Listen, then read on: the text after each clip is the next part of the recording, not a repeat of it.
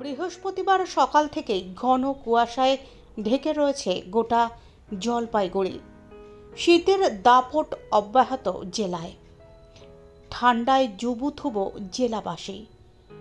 গতকাল জলপাইগুড়ির সর্বনিম্ন তাপমাত্রা ছিল 13.4 ডিগ্রি। এতটাই কুয়াশার দাপট।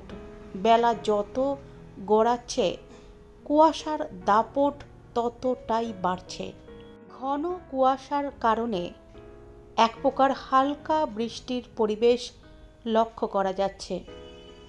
কুয়াশার কারণে রাস্তাঘাট ভেজা। ঠান্ডায় একটু শরীর গরম করে নিতে সকাল থেকেই মানুষজনকে আগুন পোহাতে লক্ষ্য করা যায়। এদিন ভোর থেকেই কুয়াশার সাদা চাদর লক্ষ্য করা যায় জেলা জুড়ে। প্রাতঃভ্রমণকারীদের কুয়াশার জেরে শহরের বিভিন্ন রাস্তায় সতর্কতা অবলম্বন করতে দেখা যায়।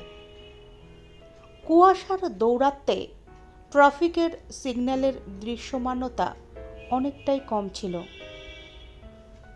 দৃশ্যমানতার কথা মাথায় রেখে ইতিমধ্যেই জেলা ট্রাফিকের পক্ষ থেকে যানবাহনের চালকদের সতর্ক করা হয়েছে। সেই সঙ্গে আরও কিছু পদক্ষেপ নেওয়া হবে বলে পুলিশের তরফে জানানো হয়েছে। এদিন দৃশ্যমানতা কম থাকার পাশাপাশি শৈত্যপ্রবাহের জেরে শীতের উপলব্ধি শুরু করে। অনেকের মতে শীত পড়ল এবার অনেক দেরিতে। কি দেখছেন শীতের আজকে মানে এই সিজনের মধ্যে 2024-25 এই সিজনের মধ্যে যে শীতকালটা এর মধ্যে সবচেয়ে বেশি শীত, মানে টপ টপ করে এই বৃষ্টির মতো যে কুয়াশাগুলো পড়ছে, এটা মানে আমরা এই বছর কেন মানে গত বছরও দেখতে পারিনি। এই শীতটাই আমাদের কাছে কাম্য ছিল, যে জলপাইগুড়ি চিরাচরিত শীত এই যে ফিরে এসেছে, খুবই আনন্দ হচ্ছে। ঠান্ডা কেমন হচ্ছে? ঠান্ডা তো প্রচণ্ড।